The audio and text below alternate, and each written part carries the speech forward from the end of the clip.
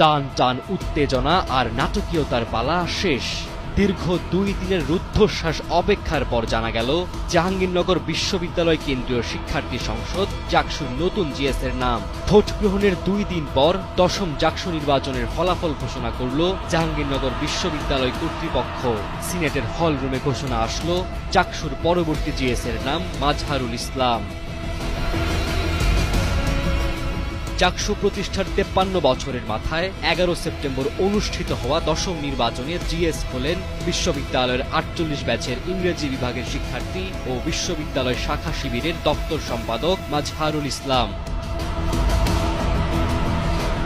স্বৈরাচার আওয়ামী লীগ সরকার পতনে তার উল্লেখযোগ্য কোনো ভূমিকা না থাকলেও তারই ছোট ভাই হাসনাতুল ইসলাম ফাইয়াজকে পুলিশ হত্যার মিথ্যা মামলায় গ্রেফতার করে কারাগারে নেওয়া হলে দেশ জুড়ে আলোড়ন সৃষ্টি হয়। মাজহারুল ইসলাম সিইও ও ক্যাডেট ইনচার্জ বিতর্ক সংগঠন জেইউটিওর সহ সাংগঠনিক সম্পাদক সহ অন্যান্য বিভিন্ন সামাজিক ও একাডেমিক প্ল্যাটফর্মে দক্ষতার সাথে দায়িত্ব পালন করেছেন।